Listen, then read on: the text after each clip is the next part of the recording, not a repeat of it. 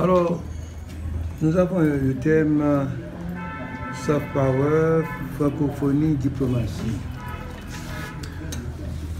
Donc, je commencerai par le soft power et ensuite la diplomatie et finalement la francophonie et voir ce qu'on pourrait proposer justement pour quelle devrait être la signification, je pose la question, quelle devrait être la signification de la francophonie en Haïti, qu'est-ce que nous pouvons en faire. Il m'est arrivé, j'étais au Texas, aux États-Unis, de suivre un programme d'orientation culturelle avant justement de me rendre à Bloomington où je devais aborder mes études. Un jour, je me suis retrouvé avec près de 2000 étudiants dans un ranch. Et puis, il y avait mon ami éthiopien qui était à côté de moi. Je lui ai fait la question. Pourquoi pensez-vous que le gouvernement américain, disons, dépense autant d'argent, 5 à 10 000 étudiants par an, paie l'étude de 5 à 10 000 étudiants par an? Je vous posais aussi la même question. Est-ce que c'est gratuit? Est-ce que c'est gratuit? Eh bien bon, l'Éthiopien m'a fait cette réponse, il m'a dit, écoutez, le gouvernement américain, quand il fait cet investissement-là, le gouvernement a une visée, je dirais un objectif. L'objectif, c'est pas sur le court terme, mais sur peut-être le long terme. Il a une visée, il vise la rentabilité économique. C'est la durée. Alors pourquoi parler de rentabilité économique? C'est parce que justement, parmi ces étudiants-là, 5-10 000 par année, on aura toujours de futurs dirigeants qui vont retourner dans leur pays. Et ces futurs dirigeants-là, quand il y aura peut-être une compagnie américaine en concurrence avec d'autres compagnies étrangères, donc le type qui aurait étudié aux États-Unis accorderait justement l'avantage à l'entreprise américaine. Et puis maintenant, au bout du compte, c'est vous lui rapportez 2 milliards, 3 milliards de dollars. Donc, il y a une visée, je dirais, économique. Deuxièmement, je crois aussi que c'est une façon de façonner les consciences, d'imposer justement un schéma, je dirais, de pensée. Et je vais vous dire ceci.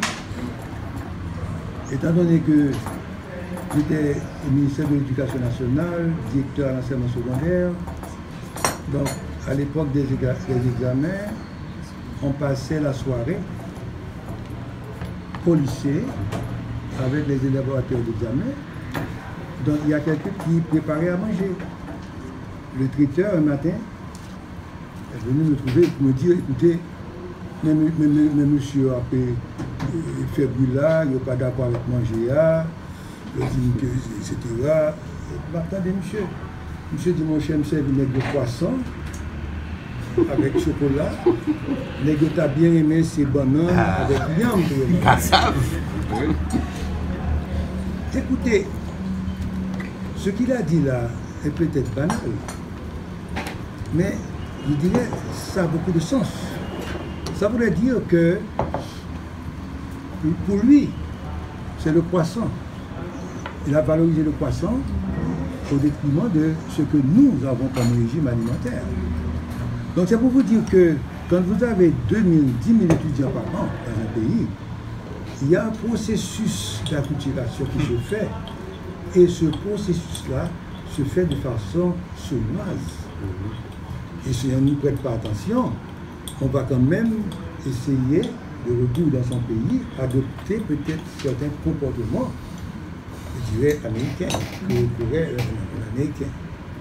Donc c'est pour vous dire que là, on peut parler du software, là, le gouvernement américain, justement, pour, disons, utiliser cette façon, je dirais, sans violence, pour vous faire accepter peut-être certaines idées, et disons, qui sont, je dirais, certaines idées qui prônent, et aussi peut-être changer votre comportement, et de retour dans votre pays, peut-être que vous serez peut-être un allié pour les Américains. Là, nous voyons que c'est vraiment très, très bien. Et la culture aussi, c'est notre façon de penser. C'est, je dirais, c'est la façon de se comporter avec les autres. C'est la façon aussi, je dirais, de se voir en tant qu'humain, en tant que personne. Et je dirais que aujourd'hui, j'ai comme l'impression que l'haïtien ne serait pas capable de quoi que ce soit. C'est-à-dire qu'il faut toujours le blanc pour lui montrer à faire quelque chose. Même les choses, je dirais, réglementaires. Parce que je peux vous dire, parce que je suis à l'université depuis quelques temps, et à chaque fois, mais ça, il nous faut quand même un expert. Et puis quand l'expert arrive, on voit qu'il y a des Haïtiens qui veulent faire.